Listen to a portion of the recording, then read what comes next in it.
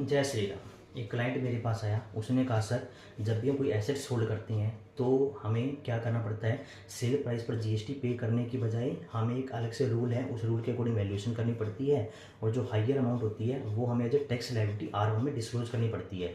तो सर वो एक रूल तो आपने बता दिया, रूल 40 सब रूल 2, एक दूसरा रूल भी होता है रूल 44 सब रूल 6। आप दोनों में से कोई भी एक रूल ऑप्ट कर सकते हो, आपके लिए ऑप्शन है, जिसमें आपको फायदा हो रहा है आप वो रूल ऑप्ट कर सकते हो। तो रूल 41 सब रूल 6 क्या कहता है, जो आप इनपुट है वो क्लेम कर सकते हो 5 साल तक।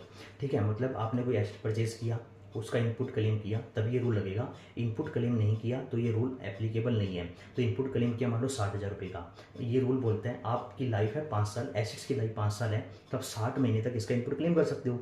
अब सपोज करो आपने क्या किया, 10 महीने में ही इस एसेट्स को बेच दिया, इनपुट क्लेम किया 60,000 रुपये, तो गवर्नमेंट कहती है हमारे अकॉर्डिंग लाइफ 5 साल है, तो एटलीस्ट 5 साल तो आप इसको यूज़ करोगे। तो आपने 10 महीने में बेच दिया तो हमको सिर्फ 10 महीने का ही आईटीसी देंगे। तो 60,000 इनपुट क्लेम किया, ठीक है, टोटल आपके 60 महीने थे, तो इसका मतलब क्या हुआ, आपका 10,000 रुपये बनेगा। मतलब आप 10,000 रुपये का ही इनपुट क्लेम कर सकते हो, बट आपने क्लेम किया 60,000। ये बात गवर्नमेंट की सही है कि आप परचेज कर रहे हो, इनपुट क्लेम कर लिया, अब 10 दिन बाद बेच दोगे, और उस एसेट पर आपने लाखों रुपये का इनपुट क्लेम कर लिया, महंगी महंगी आइटम परचेज किया, लाखों रुपये का इनपुट क्लेम किया, फिर आपने सेल कर दिया।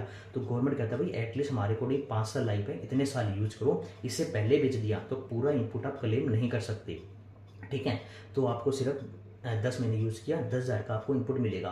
तो 50,000 रुपये आपने ज़्यादा इनपुट क्लेम कर लिया। अब आपका जो जीएसटी चार्ज हुआ सेल प्राइस पर, वो वाला जीएसटी प्लस आपका 50,000 रुपये, ये दोनों का हाइयर अमाउंट निकालो, GST charge on the sale price या जो 50,000 आपका रिमेनिंग आईटीसी आया अनयूज्ड लाइफ का, जो कि आपने 5 साल से पहले बेच दिया, तो जितनी आपकी रिमेनिंग लाइफ बची उसका रिमेनिंग लाइफ का जो इनपुट है वो 50,000 रुपये आया। फिर एक्चुअल जीएसटी सेल प्राइस पर लगा। अब गवर्नमेंट को क्या चाहिए, पैसा चाहिए, तो गवर्नमेंट ने क्या बोला, वीच एवरेज हाइयर, जो हाइयर होगा उतना जीएसटी आप R1 में डिस्क्लोज करोगे। ये मान लो सेल पर लगा 40,000, ये अपना 50 आया, तो गवर्नमेंट को फायदा किसमें है, पैसा, पैसा ज़्यादा चाहिए, तो कितना वो 50,000 रुपये। तो गवर्नमेंट ने रूल क्या बनाया, वीच एवरेज हाइयर, कि जो ज़्यादा वाला अमाउंट है वो आपका टैक्स पेबल बनेगा और R1 में एज ए टैक्स लायबिलिटी उसको डिस्क्लोज आपको करना पड़ेगा। इस आईटीसी को 3B में रिवर्स नहीं कर सकते, क्योंकि एक्ट में रूल में साफ लिखा गया है आप इसको as a tax liability R1 में डिस्क्लोज करोगे। इस रिलेटेड कोई भी डाउट हो तो कमेंट करके पूछ सकते हो। Thank you.